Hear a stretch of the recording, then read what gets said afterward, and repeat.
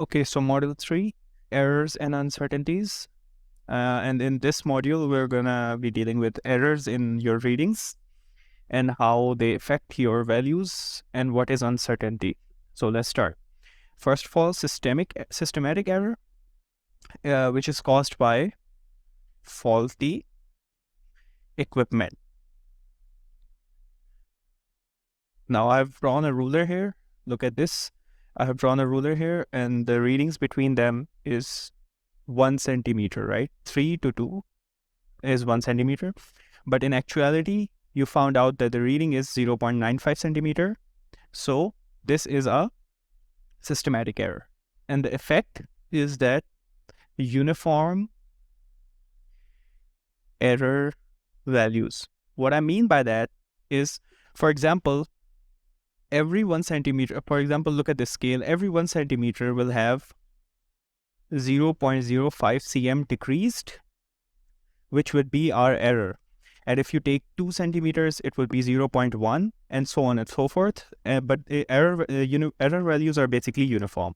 So this is a giveaway of a systematic error that you can actually use to distinguish whether it's a systematic error or not. If the values are uniform, error values are uniform, you will know it's a systematic error, and you can just write on the paper that it's actually a systematic error. Now the fix of this is just add / subtract the error. It's a very simple fix, and I can show you. For example, on this scale, we took a reading of 4 centimeter. All right, but you found out that every centimeter has an error or decreased value of 0.05 centimeter, for example, 0.95. So what you will do here is 1 minus 0.05, which would be 0.95, right? 0.95 for every 1 centimeter multiplied by 4, which would give you 3.8 centimeter.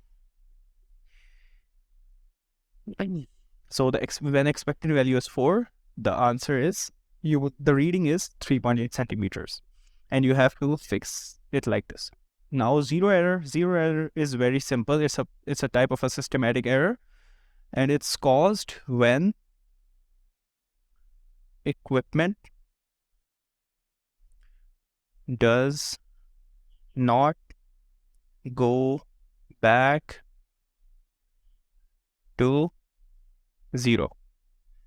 So what I mean by that is, for example, this is an ammeter, and this is its dial, and this is the point 0, and you pass a current through it, and then the dial changes its position from here, from 0 to, for example, 4, right? Now, when you stop the current, the dial goes back, but doesn't go all the way back, and it goes back to 1 here, right? You stop the current, so the dial goes back to 1. Now, for any successive readings, the dial will be telling us a current which is 1 ampere higher, right? Now, for example, the dial goes to 4. Now, it only goes 3 values. So, we have to consider this effect, and I'll tell you how to fix this. It's a very simple fix. Now, first,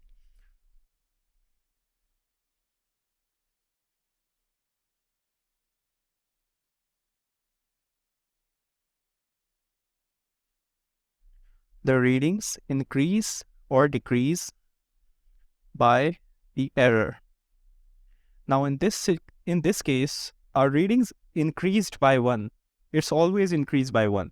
If it had gone back to -1, now it would have been decreased by 1. So, for example, in this, let's see the first example first. When the dial goes to 1, first reading was 4 centimeter. The second reading was, now the dial goes back, but it goes back to 1, and the second time we pass a current through it, it goes to 4 again. Let's just assume it goes to 4 again. Now what happens is the current was not actually 4 amp, but it was actually 3 amp, or 4 minus 1. We have accounted for the zero error. All right. And in the next example, let's take another example. For example, after the first reading, the dial went back to 0 and went further back to -1. Now, when it gives a reading of 4, the actual current would be 5 amp, because it goes from -1 to 0 first, which is 1 amp, and then to 4 amps. So the total current increase would be 5 amp, and because of the zero error, it only shows 4 amps. So that's the fix. Add slash subtract the zero value, right? So in the first case, when the zero value was now 1, right? 1 became the new 0. So we had to subtract 4 minus 1, which became 3. So when a zero error increases the reading of 0, we need to minus. And when it decreases the reading of 0, when it went to -1, we have to add the error. So just keep this in mind. And let's go forward. Now, random errors. Random errors are caused by human errors. For example, the best example of this would be taking a time reading on a stopwatch, and your reaction time basically affects the reading. So effect is very random errors across readings. So basically, going back to the stopwatch example, you can see that sometimes when you stop the stopwatch, your reaction times will differ a little, or by a high amount, and then the readings would be, the error basically would be very different. So to fix this, we need to take average of readings, right? So I have compiled a simple example here, and this would be the extent that is given in your syllabus. For example, you took 2 readings of time. Let's just add seconds here. For example, you take 3 readings of time of an event. For example, a car to stop from 60 miles per hour, or 60 kilometers per hour, and the readings were 22.5, 23.1, 22.7. Now, how do you know which value is the correct one? You don't, right? So what you do is you take the average of these readings, 22.5 plus 23.1 plus 22.7. For anyone wondering, this is the formula of mean. So the answer becomes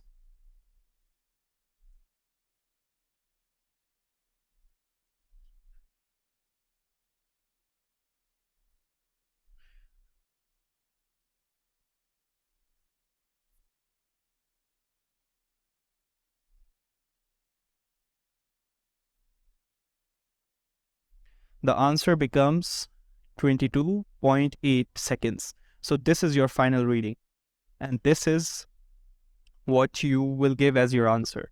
Now I will write the formula of mean here for someone who still don't understand this. Sum of readings divided by number of readings. See, the number here was 3 because there were 3 readings. Number of readings, and this would give you the mean. So I'm highlighting it here, highlighting it too, so you can recall it.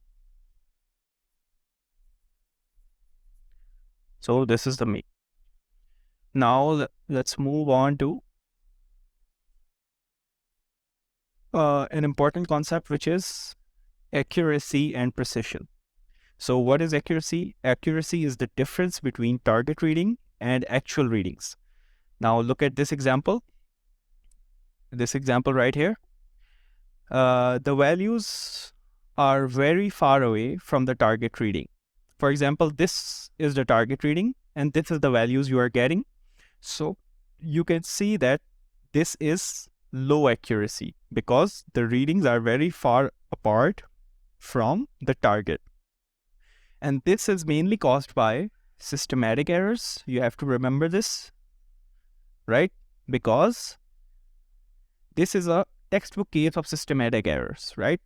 The readings are very close to each other because obviously this instrument gives the exact readings, but the instrument is wrong, so it's far away from the actual reading. Now, precision is the difference between readings, and this is caused by random errors. This is weakened by random errors. Weak precision means weak random errors are present. For example, look at this one now. This is a perfect example of random errors because the readings are quite close to the accurate reading that we need, but they are far apart from each other. For suppose they are the values in our last example. So this would be 22.8, right? And what were the other values? 23, 22.7, 22.5. So these are lower than that, and this is basically closer to that, and this is basically caused by random error. You just need to remember that. Low precision is caused by random error, and high accuracy. A higher accuracy means the systematic error is weak, and a low accuracy would mean there are high systemic errors, and precision, a high precision would basically mean there are less random errors, and a low precision means there are more random errors, for example, in this one, right? Let's move on. Now, uncertainty. What is uncertainty? For example, taking the last example of the scale, the reading had to be 1 centimeter, but it was 0.95, right? So it's the difference between the reading we want and the reading we get, which is 0.05. So the absolute uncertainty of the scale was 0.05 centimeters in that example. I can draw it here as well for you to, right? This was 0.95. So the absolute uncertainty of this was 0.05 centimeters, which I can write the formula here as well. Theoretical reading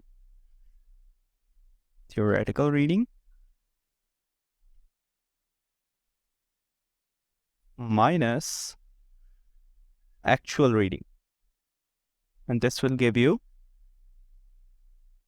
the absolute uncertainty.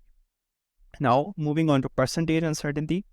This is also an easy concept, especially if you're comfortable with percentages.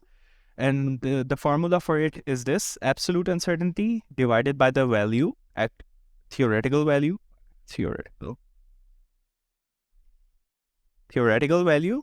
multiply by 100. So let's take the scale example again and write the absolute uncertainty that we found. This was the absolute uncertainty divided by 1, which was the theoretical value, multiplied by 100. And this would come to 5%. Right? Yeah, this would come to 5%. So that is your percentage uncertainty. Now, the next thing I want to teach you is how to calculate percentage uncertainty from a formula, the total percentage of uncertainty, because this is the percentage uncertainty of one value and there will be a formula of multiple values, and I'll teach you that with a past paper question. So let's just solve this and then I'll teach you how to calculate absolute uncertainty from a formula like this. So let's just see part A first. So what is part A asking us? Underline all units that are SI base units, and we discussed this in a previous video. So ampere, not degree Celsius; kilogram, not Newton. Okay, so let's move on. Now, don't focus don't focus on any of this. Don't focus on any of this right now. This will just confuse you. Just focus on this formula, right? So the formula is saying E is equal to K times M divided by T squared. So and now they have told us the percentage uncertainties of in K, in M, and T.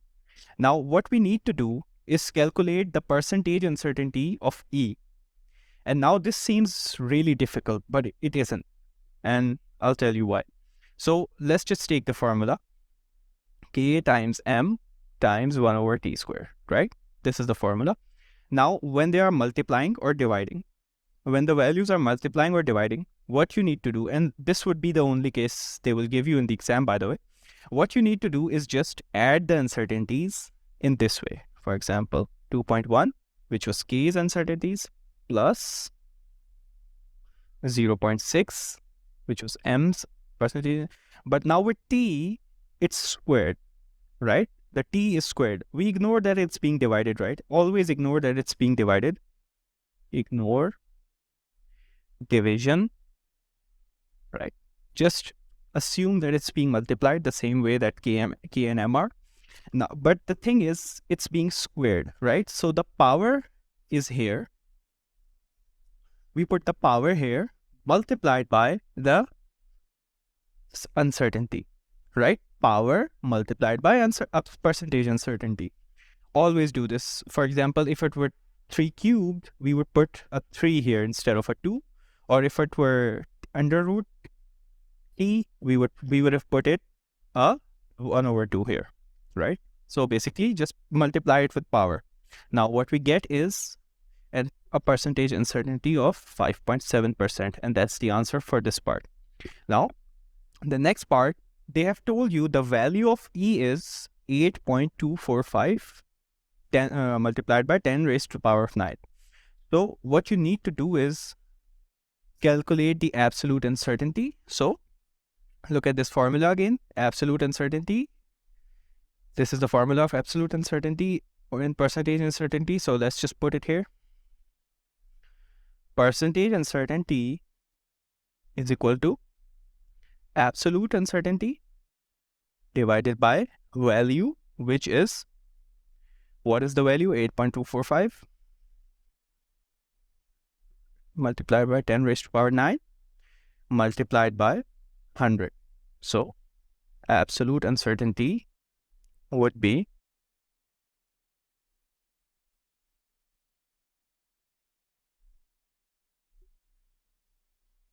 10 raised to the power 9, right? I'm just rearranging the equation here. And what we will get here is the absolute uncertainty would be 4.7 multiplied by 10 raised to the power of 8. This would be the absolute uncertainty. Now to write this, they have given us only 10 raised to the power of 9. So let's just convert this to 10 raised to the power of 9. And what we will do here is just move one decimal place to the right to make it more positive. Right, this. So now this is the uncertainty that we have. This is all multiplying by 10 raised to the power of 9. So don't need to worry about, right?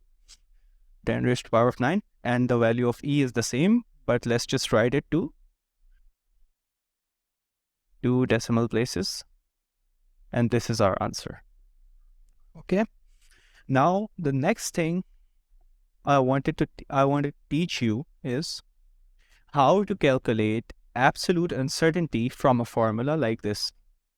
For example, this is E is equal to K M T square. Now, if the question asks what is the total percentage uncertainty, I mean absolute uncertainty, what would you do? Now let's just create some random values, right? For example, K is 100. K is 100 with an error of absolute uncertainty of 5. M is 50 with an absolute uncertainty of 2. And T is 25 with an absolute uncertainty of 2 again. Now, to do this, you can go through the extensive process of calculating the percentage uncertainties of this, and of all these values, right? Percentage uncertainties, and then adding them up and then calculating them once again. What you can do is one more thing, and you can do the percentage uncertainty method. That's good. There's nothing wrong with that. But what you can do is just calculate the upper bound or the lower bound of E. And what that means is the maximum or the minimum possible value. Now let's see what I mean by that. For example, to give the maximum value of E, I need to raise the things that are directly proportional and decrease the things that are inversely proportional to give the upper bound, right? So to get the highest possible value of E, K needs to be 105, right? 105, it's the highest possible value. M needs to be 52 and T needs to be 23 because we need to decrease T. E is inversely proportional to T square, right? So we decrease T to increase E. So that's why we decreased the value of T. And then we got the highest value of E, which is 10.36 or something, right? 10.36, this is the highest value. Now this is not the error, right? Now what we can do is calculate the actual value of E without any errors. So that would be 100 times 50 divided by 25 square, and which that would be 8. Now the absolute uncertainty in this is absolute uncertainty would be upper bound, right? Upper bound minus value. And if you're taking the lower bound, you have to subtract the lower bound from the value. But we have taken the upper bound, so let's subtract the value from the upper bound, which gives us 2.36, and this is our absolute uncertainty.